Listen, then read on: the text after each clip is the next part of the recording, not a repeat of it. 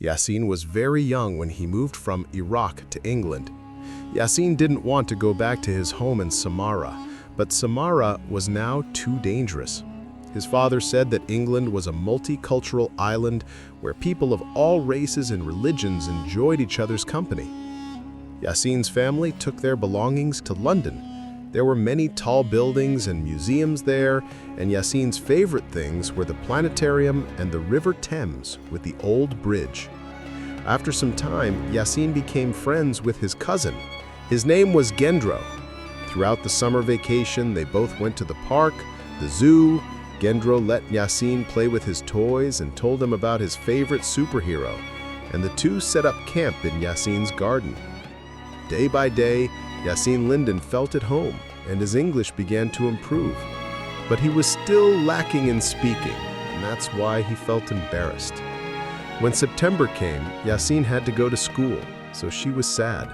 But her father told her that education was very important.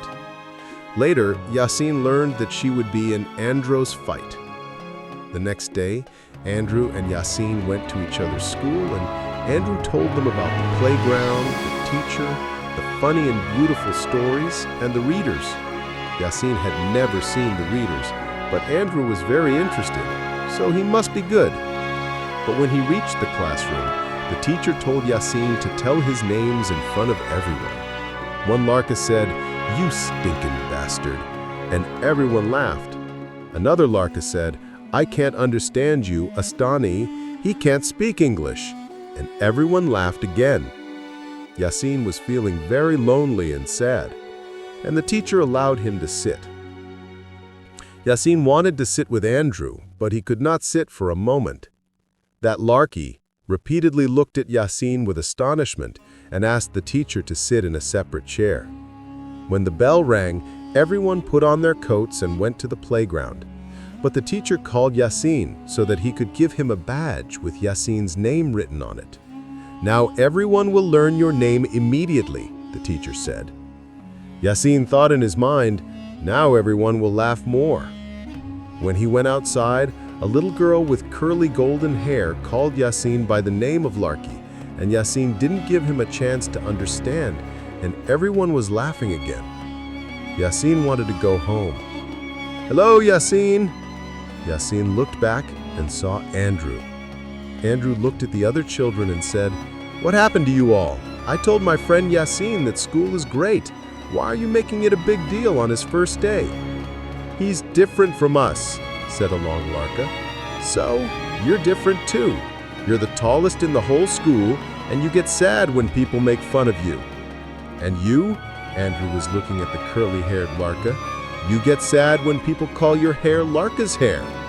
We're all different, and what would life be like if we were all the same?" All the children fell silent. Then Yasin raised his head, smiled, and said, "Booing." "Exactly.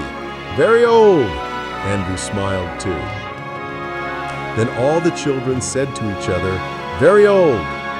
Andrew said that Yasin is a bit different because he doesn't like hot dogs. Everyone started laughing and told everyone what made them different. Peter Jenkins lifted his shirt and proudly showed everyone his birthmark.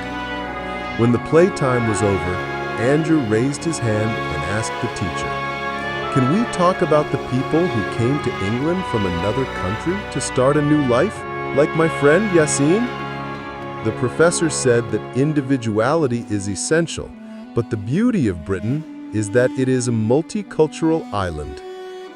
Yasin wrote 2 words in the book and promised herself that she would memorize them and remember them forever. He also wrote about the friend in his book because he was so grateful that he had found a true friend who accepted him.